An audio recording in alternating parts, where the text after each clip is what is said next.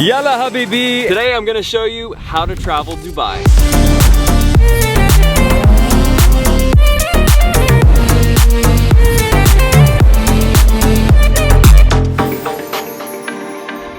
In this video, I'm gonna be giving you a 5-day itinerary to Dubai to make sure that you get all of its flavors and all of its sights. Now, everybody knows Dubai is a place of luxury. Lamborghinis, skyscrapers, 5-star underwater dining. But what if I told you there's a lot more to it than just the glitz and the glamour? Well, this video will show you how to travel Dubai and get the most out of it, whether you're on a budget or whether you're here to ball out. From dune bashing in a 4x4 on a budget or swimming in an aquarium full of sharks, my only goal today is to make sure you have everything you need to know before getting here. But before we get into that, I want to give you the lay of the land so that you understand where is the best place for you to stay. First of all, there's downtown Dubai, famous for the Burj Khalifa, the Dubai Mall, the incredible fountainscapes, and its little brother right next door, Business Bay. No matter what, you're gonna spend some time in this area, and the food scene could keep you busy for months. This is pretty much the core of the city, but be warned that it definitely comes with a price tag. Now, the second most popular area gets you direct access to the ocean. All of this that you see right here is JBR, and right next to it, Dubai Marina. And honestly, if I was working with a flexible budget, this would probably be my #1 choice for a short-term stay. This coastal area is full of skyscrapers, restaurants, and even beach clubs. But just like downtown, just be prepared that it will come with a price tag. JBR and the Marina are about a 30-minute drive or even metro ride away from downtown. Now, this area is on the coastline, but right next to it is a man-made coastline, and this is known as Palm Jumeirah, which is literally a man-made island in the shape of a palm tree. You can actually see it right there. Now, Palm Jumeirah is pretty much where you go to ball out. It's where a lot of the expensive high-rises are, and there's even some hotels. And while it's definitely a cool area that's worth a visit, it's a little bit remote and takes surprisingly long to get on and off of the palm. Trust me, it's a lot bigger than you'd think. Now, to get around Dubai, forget walking. Oh my god, I see beads of sweat. Everything is so far apart, so you're either going to be taking a taxi or driving. The metro system only has a few connection points, even though it is really good. Usually, I like to explore and I like the flexibility, so I tend to drive. Not to mention, most places have free parking, and that's why I really love the area I'm currently in. For the last 5 years, I've been visiting, I've been pretty much living here, and very exciting, I now even have this home here in Dubai. It's one of the new upscale neighborhoods by the name of Dubai Hills, and the best thing about it is that while each of the other places we've talked about are on extreme ends, Dubai Hills is smack down in the center between the airport, downtown, and the JBR Marina area. And the awesome thing is, just 200-300 meters away is a beautiful park with a 2-kilometer long running track, tennis court, and basketball court. For me, Dubai Hills is probably tied for first place for a short-term stay, but for medium to long-term, it's a no-brainer. This is where I'd want to be, and that's exactly why I bought and built this apartment specialized for digital nomads, which, by the way, I'd love to have you stay over. So if you want to see more about it, just check the link in the description. Now that we're in a better place and we understand how Dubai works a little bit, I'm gonna give you the start of our 5-day itinerary. You're going to be landing at DXB, and from there you can either take the metro system, which goes very conveniently into downtown Dubai for like $2. But just be warned that again, once you're there, you're pretty much gonna need either taxis, Ubers, or a rental car. Usually I rent a car at DXB, and from there you're gonna go ahead and use this first day 0 to check into your selected region. This bad boy cost me about $25 a day, which is pretty standard in the non-high season for a budget vehicle, but just know that taxis also aren't that expensive. Day 1 of our itinerary is going to be a city day. Now, to start off your day downtown, you definitely need to come here to the fountain. Not only does this give you one of the best views of the most incredible buildings of our planet, but it's also right next to the Dubai Mall, which, although you might be like me and not be a big fan of shopping, there's a lot more that this mall has to offer than your average mall. There's a full-size ice rink with a snow machine. There's a massive aquarium. What kind of fish is that one? There's a massive dinosaur, and there's pretty much every designer brand you could imagine. They have one of the most luxurious movie theaters I've ever seen. You can order food to your lounger seat while watching the Minions. Now, I know the most common fears we have are public speaking and heights, but today we're gonna confront that because you need to experience what it's like to be all the way at the 124th floor. The observatory, known as At the Top, isn't cheap. It's about $60 per person from what I'm seeing online. But if you've never been in a tall skyscraper, let me tell you, it is something truly humbling and incredible to see. It's a brief moment of feeling like a god up in the clouds. I have to say, it's kind of worth the money. Now, I do have a travel hack. Generally, you can actually go to Atmosphere, and with a booking, you can actually spend around $60 to $100 instead of just going to the top for the observatory. You can use that as spend credit and get to an equal height. Although it's not an observatory, you pretty much get some of the same views. It's definitely something to consider. And the high tea, although very expensive, is definitely a memorable experience. I will add, I even saw they have coffee in the morning for $25. That might literally mean it's cheaper to go get a coffee than it is to go to the observatory. Now you're gonna head over to the Museum of the Future. I experienced it about 6 months ago, and look, I'm not that big on museums, but there's something very special about this one. It's more of a visual trip and experience to see all of the different exhibitions, so you might just want to see it for yourself. And if you happen to keep busy with this whole area, there's actually a fountain show that starts at 6 p.m. and it goes every 30 minutes till about 11 p.m. It's not necessarily worth traveling out of your way for, but if you're already in the mall, then hey, check it out. But for those of you that can't see yourselves spending all day inside a shopping center, no stress. What you need to do when you come to Dubai is have a true desert experience. A lot of people don't realize this, but Dubai is surrounded by incredible landscapes. And right now, we're getting all geared up. I'll show you where we're going. Woo! Oh, what? There's no Bluetooth here? Welcome to the desert. Oh. So this is by far one of the best things that you can do in Dubai. The best way to experience it is with Platinum Heritage. From here, we're taking these desert tracks to a Bedouin camp, and it's just the best way to get that Arabic experience. So this right here is rose water, which is the traditional way to clean your hands. It smells so good. And this right here is where we're having dinner tonight. So cool. I'm about to meet Chewbacca. Wow. He's so cute. Fly.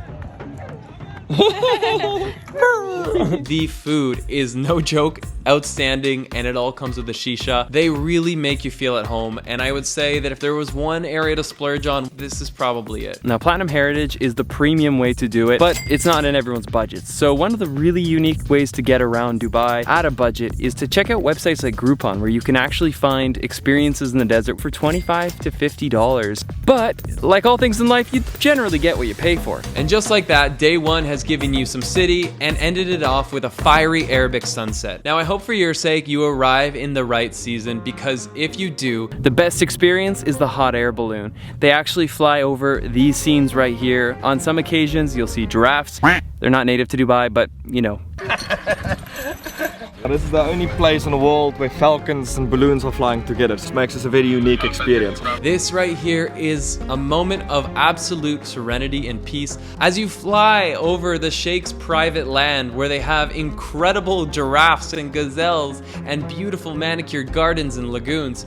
You feel like you're in a different planet. Even the patterns of the deserts are mesmerizing, and this experience is second to none. So guys, this is owned by the royal family, and you can see it says Dubai right there. So are we able to request a different pilot if we're not comfortable with you? Not really, because they have to be clever and handsome, and I'm the only one who fits the description. Now with Balloon Adventures, when you land is actually not when the trip ends. From there, you head over to an amazing breakfast, and then you're done. Now the next thing I want you to do is to head over to the Dubai Gold Souk, which happens to be right next to the Spice Souk. You might not be down for large shopping malls, but what you'll see from this shopping area is that it's much more traditional. And if you're not from the Middle East, you'll be pretty blown away by this market, because it has a lot of colors, smells, and tastes that you've never had before. Probably seen the colors, but...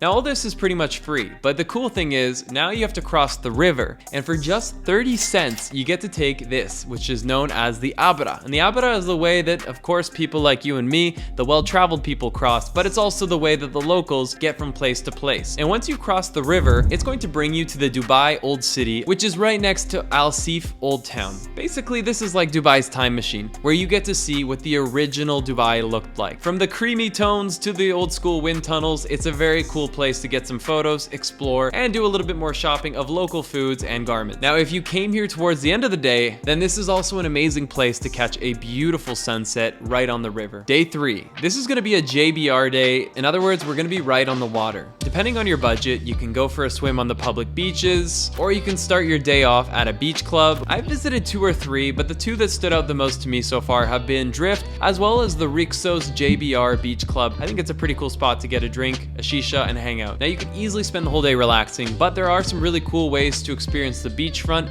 as well as the massive man-made palm right in front of it. You can take out a motorized paddleboard, you can take out a yacht, a jet ski, or as we did just the other day, we have our own private little tiny boat here, and this is called a Hero Odyssey. So we've got like a 2-hour tour. We're going to be passing by the 7-star hotel, the Burj Al Arab, which is quite literally one of the most famous luxury hotels. Now this is all a really cool way to experience the Palm, but for me, the best way is this.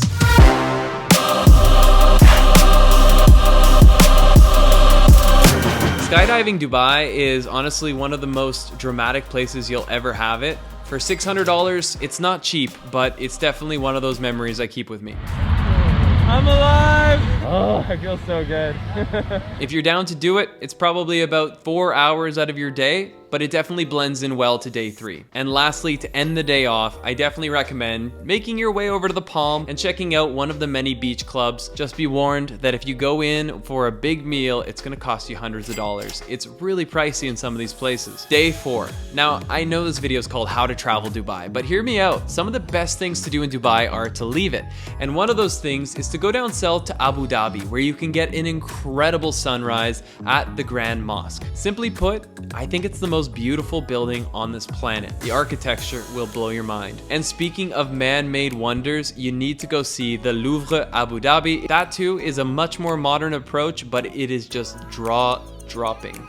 Jaw-dropping. It is jaw-dropping. Now about 1 hour to 1.5 hours in the opposite direction will take you to Sharjah. And for me, this is probably what I would choose over Abu Dhabi. And the reason is because I love the outdoors. And to get the best desert experiences, this is one of the spots you need to go. First of all, a sunrise at the buried village in Sharjah is incredible. It's basically like an Arabic ghost town. These old school buildings have been filled up with sand dunes. As a photographer, it's like a beautiful film set. Getting there without a 4x4 vehicle might be a little risky, but if you can find a way to make it work, you should. Now, 30 minutes away is the thing I'm most proud of in this guide. I know I've been able to help you in many ways, but if there's one thing I feel I discovered that nobody else knows about, in fact, my friend that came to Dubai literally thanked me for sharing this with him. It was the highlight of his trip. It's Maleha. Maleha is a region in Sharjah, and it is a wonder. From this massive cliff jutting out of a desert with tall sand dunes that you just don't find in Dubai, to the fact that you can have a stargazing experience for like $25, you can have a guide take you for the ride of your life through the dunes for only $50 for like an hour. And honestly, I'm not a big museum guy, but the museum here at Maleha was actually pretty interesting. Apparently, mankind may have started here. I love this trip so far. It's combining the action-packed with the history. I'm shocked that this is just outside of Dubai. Now, this video is not sponsored. These are my own recommendations from years of coming. But before we go on to day 5, I do want to mention that this 2-bedroom apartment has your name on it. And if you're coming to Dubai, you'd like to stay chez moi, I've taken a very different approach than your average rental property. This is not an Airbnb, this is a home. And it comes equipped with everything from fiber internet, dedicated workspaces to take a Zoom call or film a video, an amazing coffee machine, sparkling water, a pillow top mattress to maximize sleep, a couch setup actually worthy of a movie marathon. Basically, this is my home. If you want to get lost here in Dubai, experience it like a local with your own home base. And if you want to check it out, the link's down below. Now for day number 5, this is an amazing time to fill in all the activities that Dubai has to offer that you haven't quite fit in yet. There is a long list of things that I could recommend, from beating your best time at the motorway speed track, taking a cliche Lambo photo in Instagram's favorite spot, or having a big night out in one of Dubai's many clubs. And after just one video, you are now 10 times more prepared for this trip to Dubai. And if I helped you in the slightest, please hit that like button and let's get lost again in the next one.